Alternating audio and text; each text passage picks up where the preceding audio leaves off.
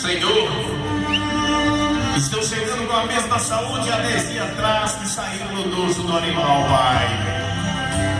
Ilumine essa família desses nossos heróis, para que o ano que vem, com certeza, estaremos todos nós juntos de novo, Senhor.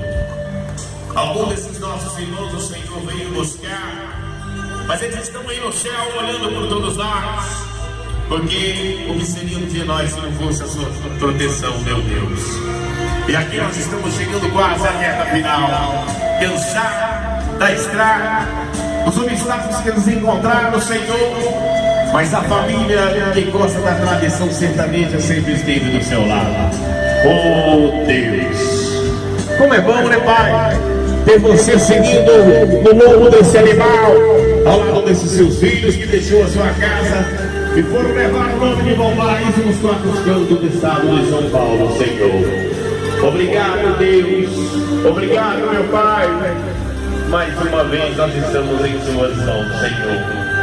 Tudo de bom que aconteceu, nós entregaremos a Ti, Pai. Deus. Obrigado, Senhor, mais uma vez. E aqui nós estamos chegando com a 11ª cavalgada. Eduardinho, grande amigos, em nome do nosso bom Pai Deus.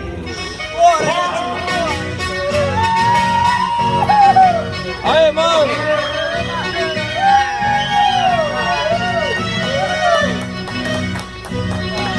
Sai do cavalo da tropa.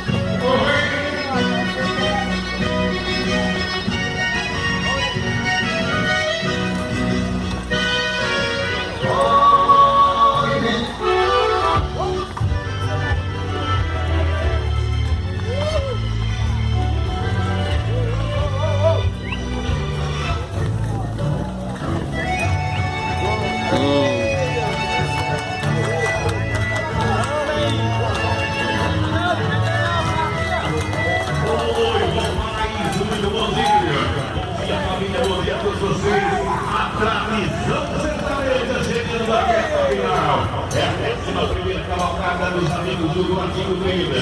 E todos nós, obrigado a Deus, estamos chegando, Senhor!